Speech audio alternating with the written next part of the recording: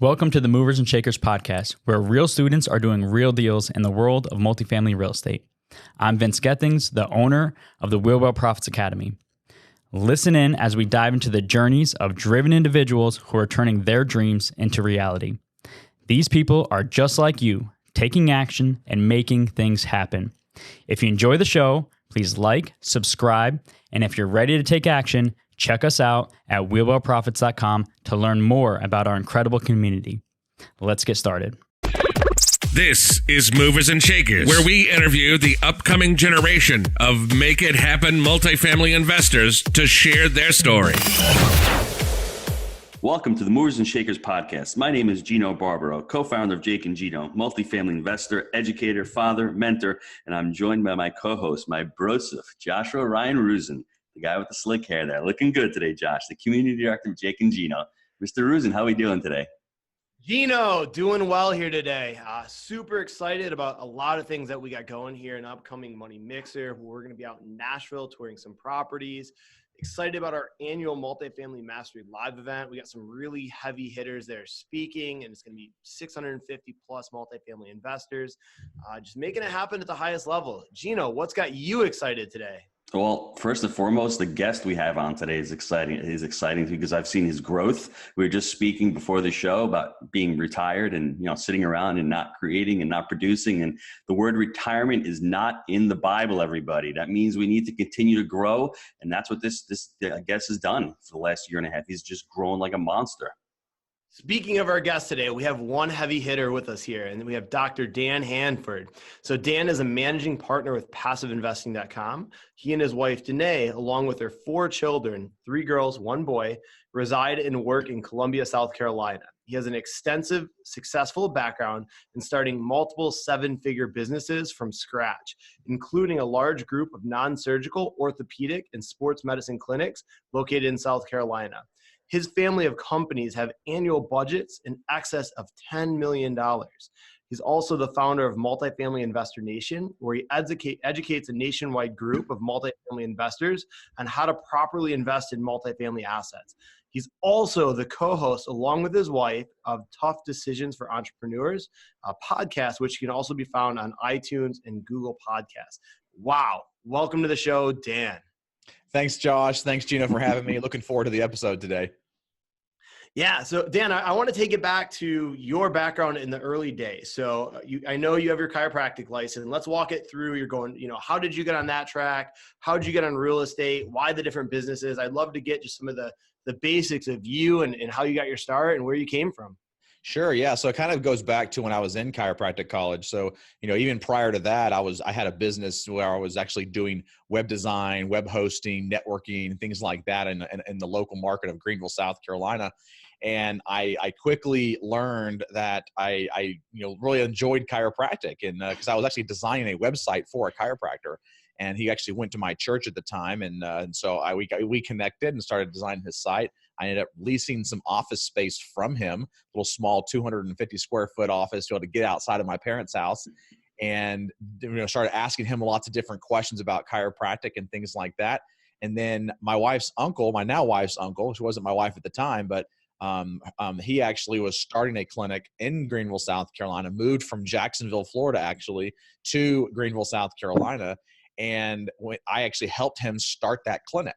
And so I was there at the front desk doing things, checking patients in and out, kind of learning the business side of running the practice, and also learning how to, work with patients and the insurance and various things like that. And at that time I had decided to go back to college. And so I went back while I was working with him and worked on a degree in biology. So I have an undergrad in biology from the University of South Carolina. And after that, went to chiropractic college, my first year in chiropractic college, married my wife, and then started a business in college called shopanatomical.com. And it still is in existence today. I still own it 100%, and it's completely passive. I do over 7 figures of revenue in that company every year. And it is what has allowed me to, when I got out of chiropractic college, to open up my first practice without any debt.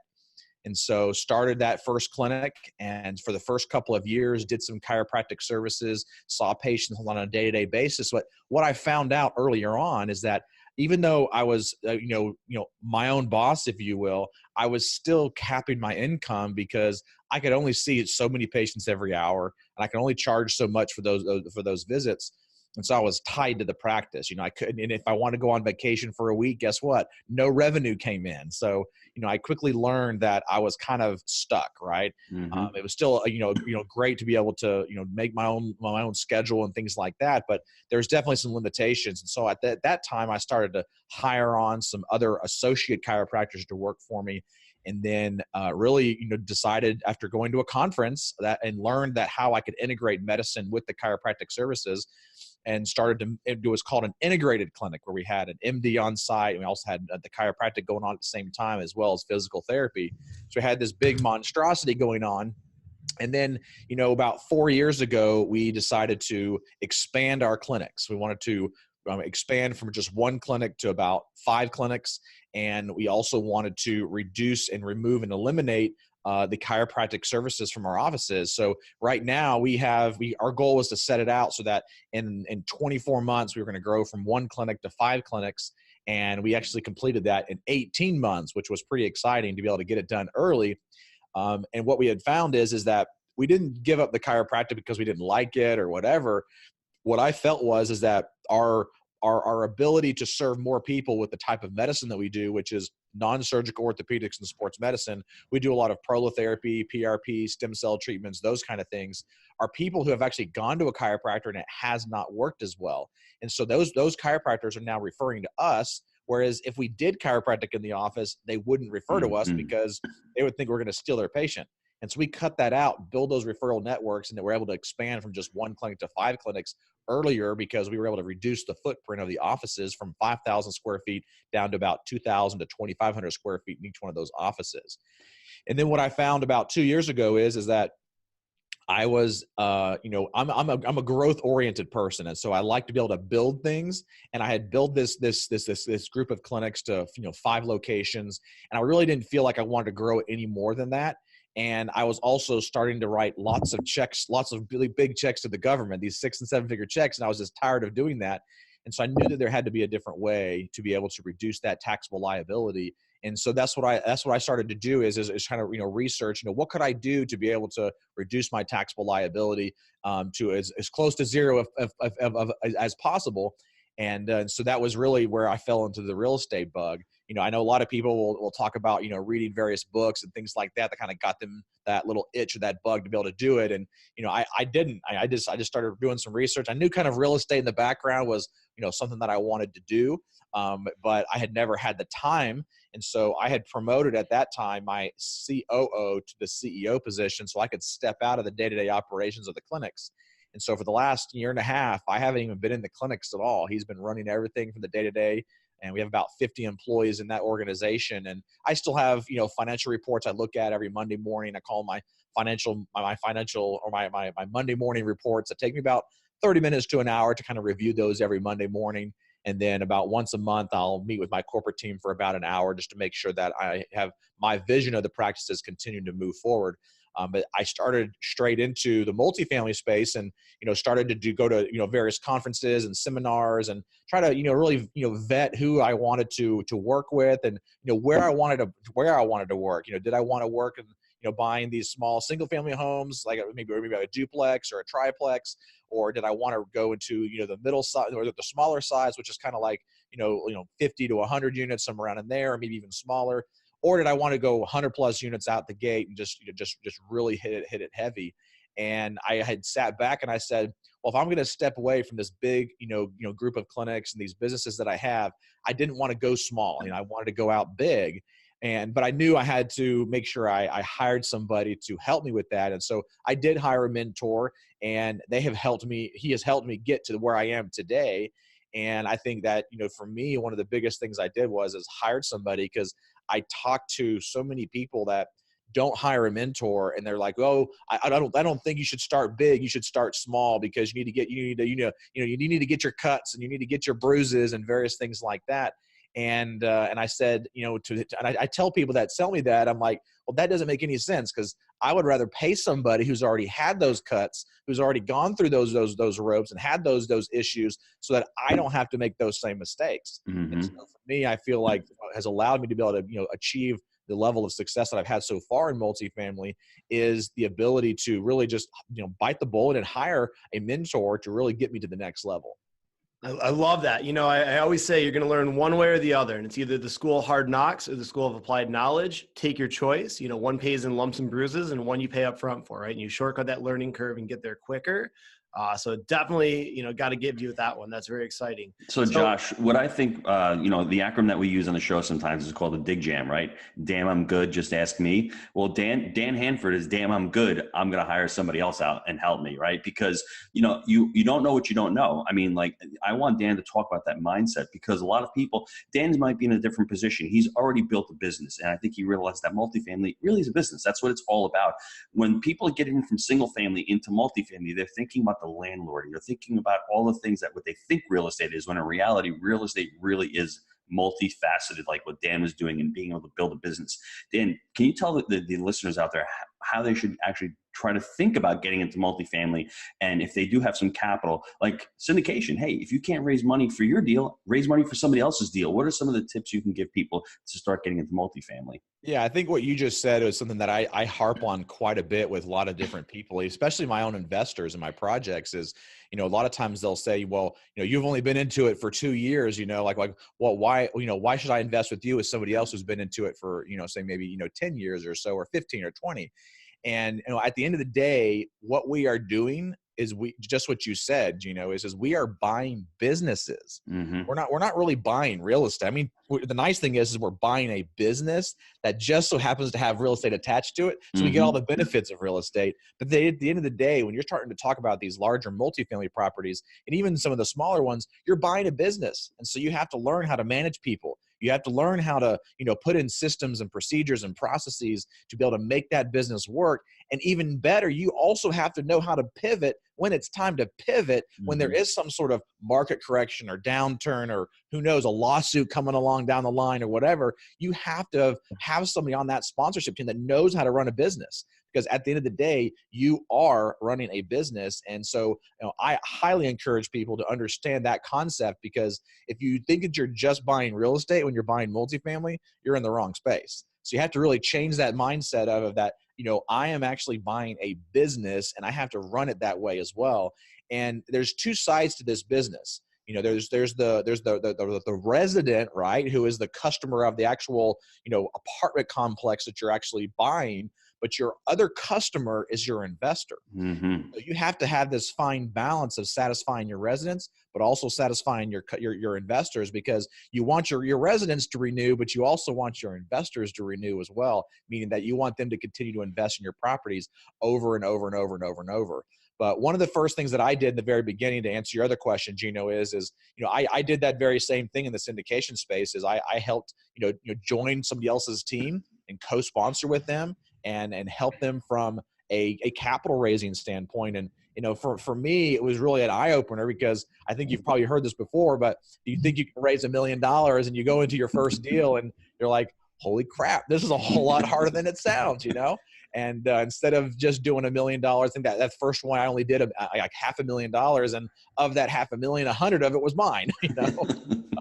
So it's definitely something that I highly encourage people to do, because a lot of people will go find the deal and then try to find the investors, and that's too late. So for me to be able to raise the money first, I was priming my investors up front and jumping on the coattails of the credibility of the person I was co-sponsoring with that had more experience, because people thought of me as the guy who's running these medical clinics and the guy who had this shop anatomical business and a chiropractor. They didn't think of me as the real estate guy. And so when I started to go talk to them about this stuff, they're like, well, I thought you were a chiropractor, And so it helped open those conversations and say, yes, I am, and this is what I'm doing now, and but I'm now partnering with this other group, and here's their credibility, here's their experience, and it was a little bit easier to raise the money doing it that way, because I don't think I could have even raised $500,000 if I didn't actually do that piece of it, because I did lean on their credibility. But more and more of these deals. I think we did like 3 or 4 in the beginning with another group. And then we started doing our own deals, and we started doing our own deals. We are actually able to raise more money because we'd already primed our investors. And now we had our own deal that we were doing, and they started to trust us because they were already starting to see the returns, and we're actually already starting to see the results of the prior investments that they had already done. Hey, Dan, you think you had problems. You're Dr. Dan. I was Gino the pizza guy. So how do you think of me? I mean, I'm slinging pizzas by day, and I go back to my hometown now, and they're like, you do what?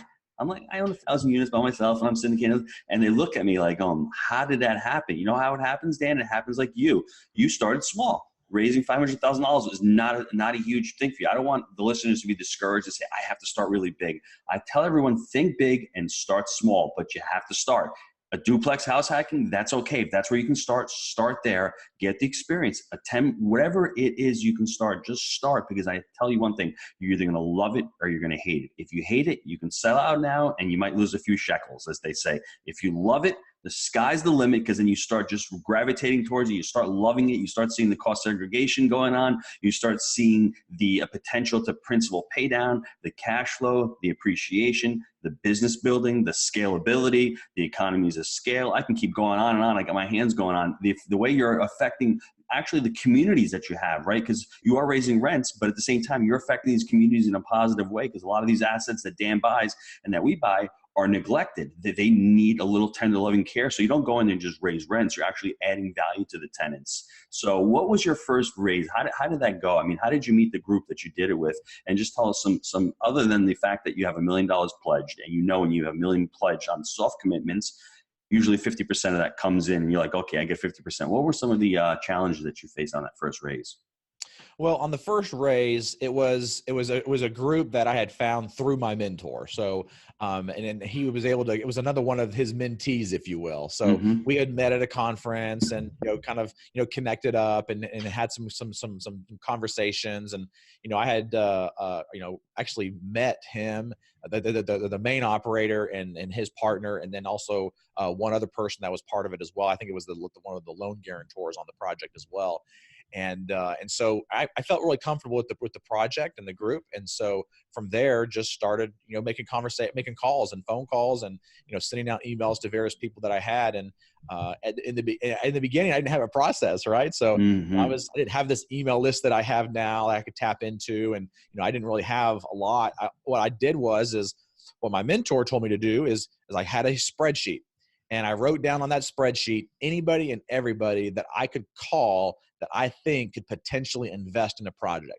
Whether they would or not, it doesn't matter. It was write that down and then have a phone call with every single one of those people, and not having the conversation of, hey, I have a deal, would you invest? But hey, I just wanted to call and, chat with you a little bit, kind of tell you what I'm doing right now, and, kind of just, kind of see where you're at, and, not really trying to ask for money, but just basically having the conversation of, hey, let me tell you what I'm doing now and the results that I'm seeing.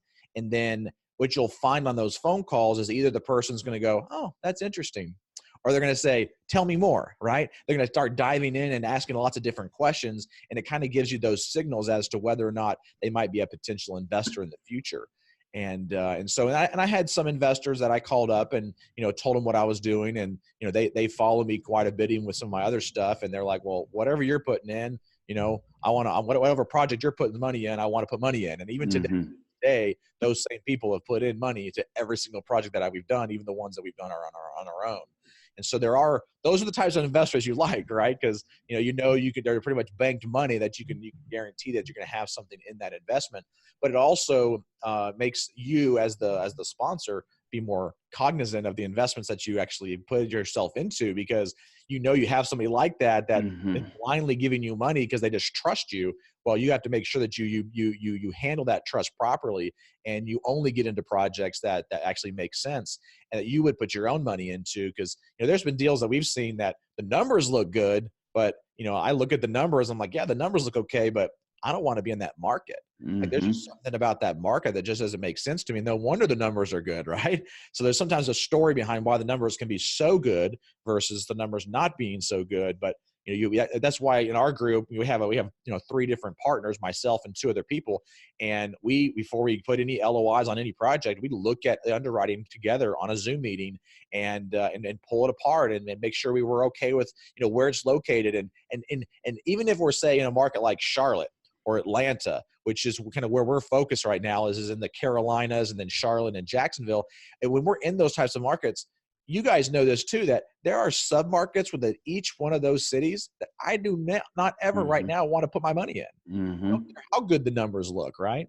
And so, it just is one of those things that when you have that trust build up with your investors over, beginning from the very beginning of raising for somebody else's group all the way through, you have to maintain that trust and maintain that credibility. But that would be that was the very first one that I raised for, was that one.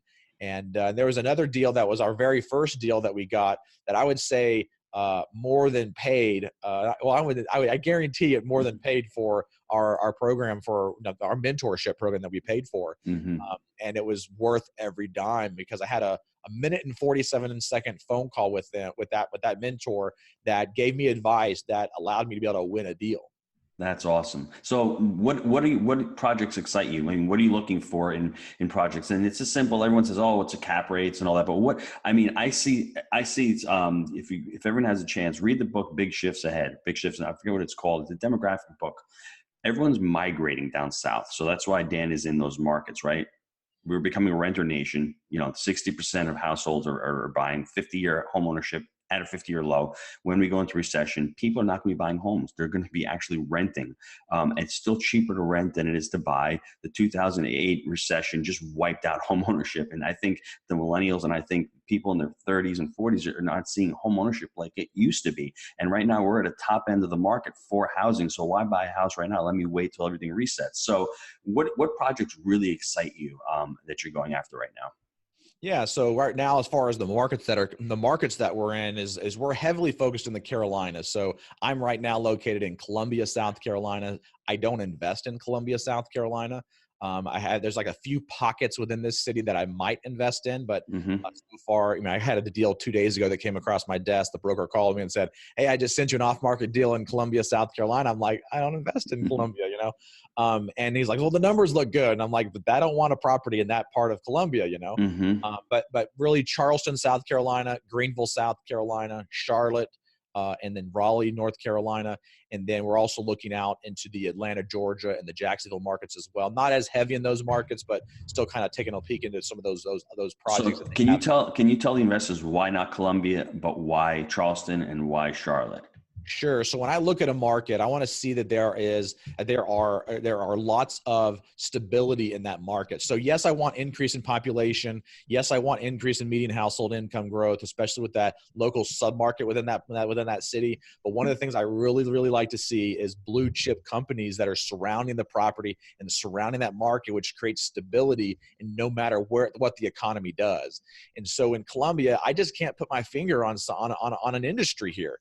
Obviously we have, the state capitol is in Columbia, and we have the University of South Carolina, and we have the military, we have, Fort Jackson, but it's all transient. It's like a transient population that does not create a lot of stability. And so for me, I just have a hard time investing in this city because there's not a lot of stability in it. But when you look at markets like Charlotte, North Carolina, and Raleigh, and Greenville, and Charleston, they have blue chip companies that are in those markets that are really creating a lot of stability around that market.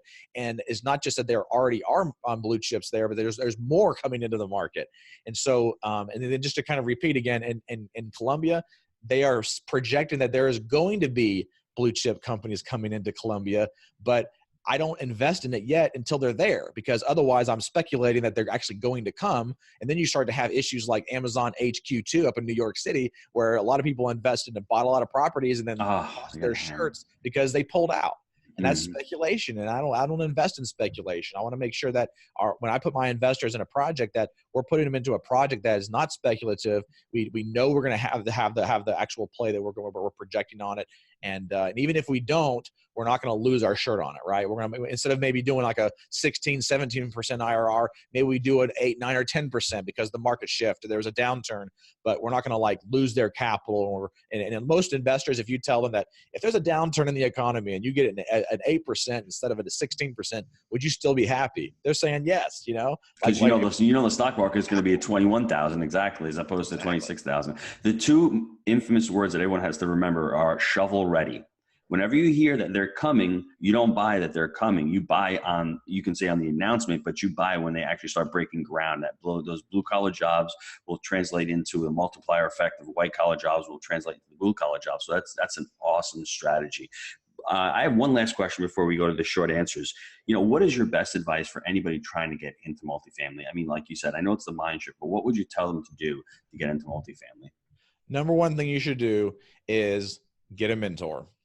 And I know you guys do mentorship. I like your mentorship program. I've sent people to you guys because I kind of get a lot of people that ask me about do I do mentorship or anything like that, and I don't.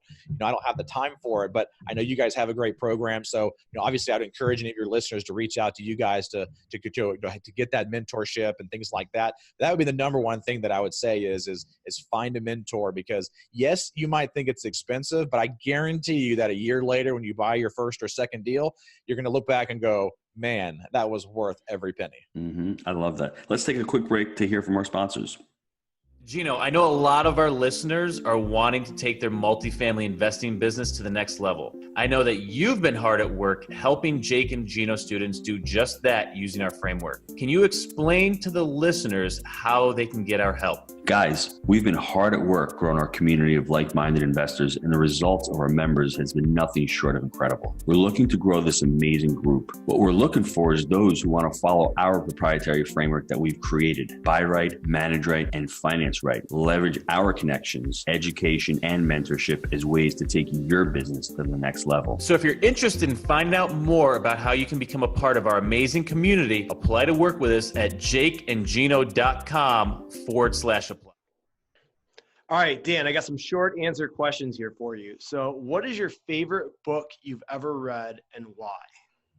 My favorite book ever. Now, is it related to business or real estate, or does it not matter? That's a tough one, Josh. Ever, bro. I want to go picture ever. So let's do favorite book of all categories. Of all categories.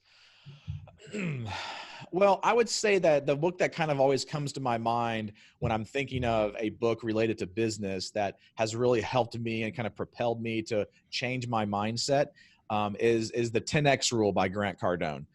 There's a lot of people that follow him and they either love him or hate him. I'm kind of somewhere in the middle. I think he's a very motivating personality. I think he's a very entertaining personality. But that book really helps to kind of change your mindset on thinking big and actually growing bigger and not always just thinking of kind of going small. And so it really helped me to be able to think 10X, if you will.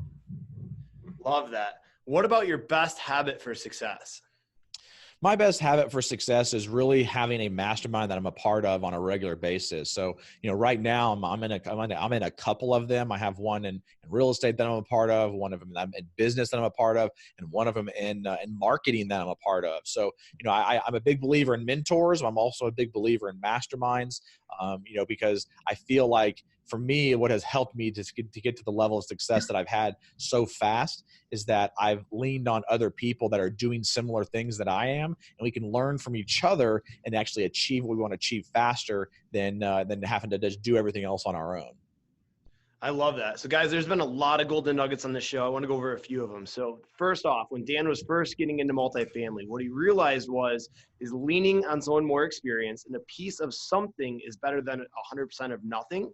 Also, get a mentor, go get educated, attend conferences, surround yourself with people that have the results that you want and that are like-minded and climbing the same hill. Gino, give us some of the golden nuggets you got from this one as well. Just writing down a few notes here. The first thing is either pay to play or seek to serve. That's what my boy Josh is always talking about. You either pay for your education or you go out and you give a ton of value to a mentor if you're not able to pay for that mentor. I love what Dan was talking about, the multifaceted. He took it from his business, what he did with his clinics. He's multifaceted. He had multiple streams of revenue. He had a business model, and he's actually talking about referrals and networking. And he just brought that whole mindset into the real estate, which is pretty freaking awesome. Don't be afraid to pay for your education. We don't use the word pay because he's not really paying for it. He's investing in his education. What Dan's learned over the last 2 years will follow him for the rest of his life. So that investment in his education has been amazing. And I will guarantee you it's probably been cheaper than going to chiropractic college. And it's probably going to pay off more in the future. So have that mind shift of don't be afraid of investing in yourself, because you need to invest in yourself, because I've done it over the last couple of years. I've spent more money in the last couple of years, but coincidentally, that's where I've had the most growth in the last couple of years, is because I've been able to invest in it. Don't be afraid of investing in yourself. Multifamily is a long game. I mean, Dan has made it a lot shorter than most people because it usually takes a lot longer to ramp up. And everyone's going to say, I know when they shut this off, they're going to say, well, Dan had an excuse. He had capital to start with. It's not about the money, because Dan could have had all the money in the world, but if he didn't know where to start, or he bought a bad deal in the beginning, his career would have been over before it started. So he actually got out there. He went to those events. We saw him at an event over a year ago. He started the ground game going before he started putting money foolishly into the market, and he learned from other people. He latched onto somebody else's credibility, and then he out and got his own credibility. I think that's an amazing way to start. And one more thing about the masterminds. I think masterminds are so important. Another thing, well, I don't want to spend $20,000 a year to go be in a mastermind. But if you're in a mastermind with 10 or 15 or 20 other people who are amazing, you're picking their brain. You're using their resources. You're networking with people. You're meeting people that you would never meet. You can ask somebody for something and help them out. It's just a reciprocity. It's a brotherhood of men and women getting together, and just the level of energy that gets raised and the ideas that get thrown out in those meetings are amazing. I had my own mastermind with Jake in the beginning, then my partner Mike, and now Josh and I consider our daily trips masterminds, because I'm surrounding myself with like-minded people. The mentorship and the environment that Jake and Gino has is also really powerful. So be careful with your environment. Be careful who you surround yourself with. So Josh, I could keep going because there's so many golden nuggets from this podcast. And just one last thing, again, don't think it's about the money. It's not about the money. It's about the value that Dan created. And now Dan's creating value for his community, for his investors. And that's what it's all about in multifamily. Wow. Dan, how can the listeners get a hold of you? The best way for you to get a hold of me is to email me. You can email me directly at dan@passiveinvesting.com. Very simple there, just DAN@passiveinvesting.com. And anybody who has any questions about multifamily, or even the Jake and Gino crew, love to be able to share my advice from them and stuff like that. My experience with them. Great group of people, and looking forward to continuing to follow you guys. And thank you guys so much for having me onto the podcast here. And one thing that I would kind of end it with is, I had somebody the other day that reached out to me, and they asked me, they said, I see you're speaking at this X event or whatever over here, and I wanted to see if you could introduce me to those people to see if I could speak at that event. And I told him, I said, that's not how I work. So I said, my goal is to help to provide value and add value to other people as much as I can. And I have never asked to be on somebody else's stage. So, I don't want to ask. I want them to ask me. And so, what I encourage everybody to do is find somebody that you can add value to. And I promise you, at the end of the day, it will return back to you in dividends. And that's what I've been doing with my group as well, with the Multifamily Investor Nation, is it's just providing value. I don't charge for anything or anything like that. It's just free educational content, but I'm adding value to other people, and I've gotten passive investors from that. I've gotten speaking engagements from that. And so at the end of the day, find somebody that you can add value to. I guarantee it'll transform your life. Wow. Well said. Dan, I want to thank you for being an amazing guest on the show and sharing your movers and shakers story. Guys, if you want to be the next guest on the Movers and Shakers, email me, josh@jakeandgino.com. If you like the show, please leave us a review. And until next time, let's make it a Movers and Shakers week. See ya. Dr. Dan, Josh, had a great show. Thanks, everybody. Awesome. Thank you, guys. Appreciate it.